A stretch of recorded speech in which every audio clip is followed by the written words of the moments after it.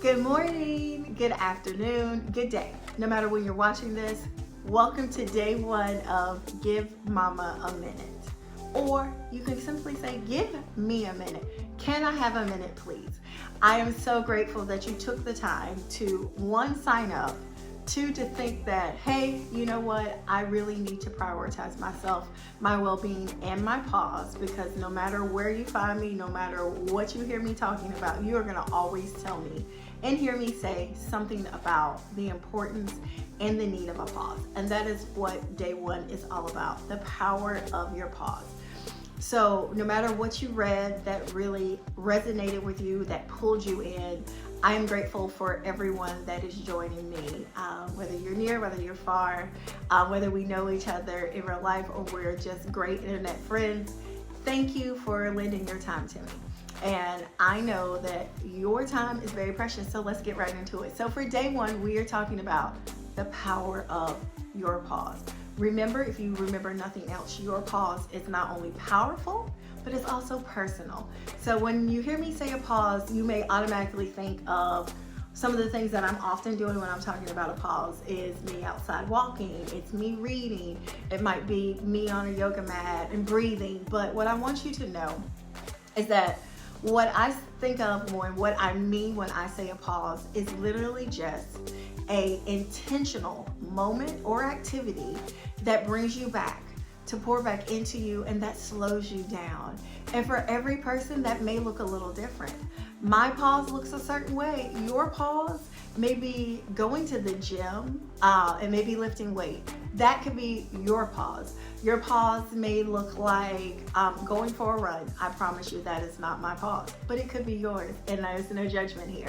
So I want you to think about, when you're thinking about your pause, what are those activities and those things that truly speak to you, that fill your cup, that rejuvenate you, that are a great reset for you. And those are the things I want you to do today. On that first day, just focus on. I'm going to challenge you to just tap in. I'm gonna walk you quickly through what the pause framework is. So not only can you think about what are those moments and those activities that really speak to me as a person, not as a mom, but as a person who Asia is. Reading speaks to me, being outside, walking, that speaks to me. Those are things that make me feel good. They don't cost me anything. And now if I'm buying a book, but it doesn't cost me anything, but it's something that I can do. And so when I first created the pause framework about 2 years ago, what I wanted to think about was ways that I could also make this something tangible for everyone. And that first mindset and the first part of your pause is knowing that you're a priority and being intentional about prioritizing yourself. Knowing that those needs that we sometimes put on the back burner because we're worried about our family, we're worried about our businesses, that those things are very important, and we have to be mindful of those things. We have to be mindful of where we are, how we're showing up every day. So prioritizing yourself, that is the mindset, that is the shift, that our rest is important, we are important. And then also thinking about, when am I asking myself those questions? How am I feeling? What have I ate today? Have I drank my water? Have I checked in with me? Before I get up and do anything for everyone else and I start pouring and serving everybody else, have I checked on me? So knowing your priority, asking yourself those questions, using your tools. Your pause is a tool. It's a pause for your mental health. It is a way to make sure that you are good. When everything around you is chaotic, when there's rushing, when there's all the things that you need to get done, you can have a peace and a settle in your own self when you're taking that time to use your tools. Your tools may look like prayer, it may look like meditation, it may look like journaling, it may look like phoning a friend. I have a best friend who we have this little meme that we'll send. It's of the Titanic. And so when life starts lifing, I can easily just send her that. That is a pause, because one, I'm recognizing where I am. Two, I'm also reaching out. So she knows, ooh, let me go check on my friend. So she may shoot me a text. She may send me a voice memo. We don't really call each other. We're gonna FaceTime. We're gonna make a plan to FaceTime soon so we can just check in. So prioritize yourself.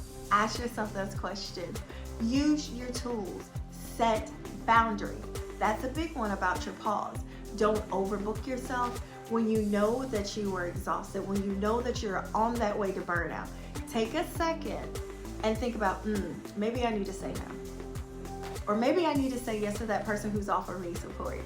We think of boundaries as no's, but sometimes it's a yes. So thinking about those things and then engaging, being present, that is where the mindfulness comes in. That is where I love it. That's what lights me up.